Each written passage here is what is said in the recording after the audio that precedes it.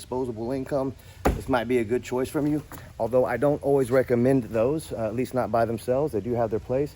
We're going to usually carry the 22s and the 24 kWs, but this is what I really like right here. This is a DC inverter solar air conditioning, a 2-ton unit. This is what I have at my house. Keeps my 2-story, 3,000 square foot, 70 degrees flat without having to pay for air conditioning. And the downstairs open concept is 1,500 square feet. And I have one of these in here. It's a 2-ton unit. And what's magic about this thing is when you have a DC inverter and you have DC power sources like solar panels, you can go directly into the unit and you're gonna save 40% of efficiencies. For simple terms, I would need 16 solar panels if I was going into a similar size like HVAC unit, right? So if the HVAC unit is blowing 2 tons, I would need about 16 of the 400-watt solar panels that I use. With this, I only need 8. So your whole system gets sized down, so you don't have to spend as much money on solar, and it's more efficient. So when it's running, it only uses like 2,200 watts, whereas my air conditioning was using like 3,500 to 4,500 watts. So you're gonna save money on the investment up front, but then you have unlimited dedicated heating and cooling going directly into this that doesn't need a generator. It doesn't need a battery. It doesn't need anything other than that solar power going directly into it. And then when you do need a battery, which would only be for night, it's not trying to run 4,500 watts, right? It's not trying to run your regular HVAC system that is extremely powerful in delivering volumes of air into every single room, but it's wasteful and it's inefficient. And part of it's to do with the alternating current. So when you have this DC current right here, imagine it like a block of rubber, right? It's very concentrated, but if I have to scoot it from the power plant to where we want to use it, it would be like running it on gravel.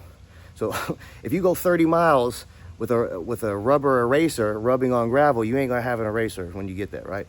So it doesn't travel very far. And the reason you don't see DC appliances is because we needed an alternating current to ship that power through the transmission lines from the source, right? And so we use alternating current for that. And our cost is about 40% efficiency immediately off the top. Just it's gone, right? But DC power is so efficient, you'll notice it in things like your laptop, for example. You'll have that cord with a little box in it, or you'll see those little boxes that you plug into the wall. It's because they want DC power. And so normally you're not gonna have appliances like this, even though they are efficient, unless you're in something like an RV. RV people can get away with a lot less solar panels because it's going directly into DC appliances. And the reason we don't normally do that again is because we'd have to put DC power plants in front of every neighborhood because it doesn't travel that distance. And that wasn't practical.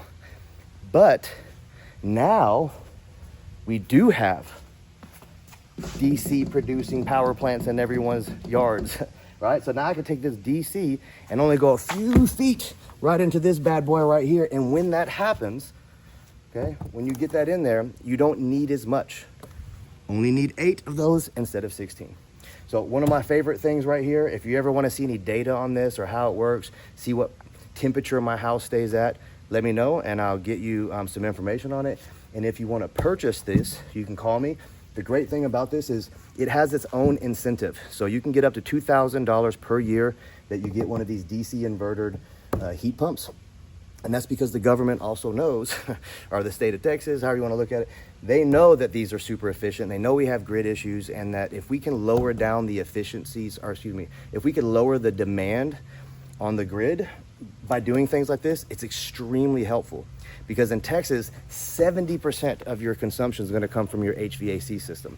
Annualized, it's going to be around 40%, right? So that means if you switch to something like this, you're removing 70% of the load when it's peak periods and when there's a high demand. And if you notice what ERCOT usually says, the first thing they say whenever it gets too hot outside is turn up your air conditioning, we can't handle the loads, right? So by having more people do this, where they actually pay for the cost of getting it installed, well, they'll pay for the material, you'll pay for the installation, right? But it's extremely discounted. And when you have new refrigerant codes that are coming through with HVAC systems. A lot of you guys are going to start upgrading your systems anyway. You're going to have to. So it's a good thing to look at. Don't say no to things you haven't at least seen the data on and the pricing. I promise you, you'll be surprised. There's a reason I did it at my house, a home where my HVAC system broke 2 years in a row.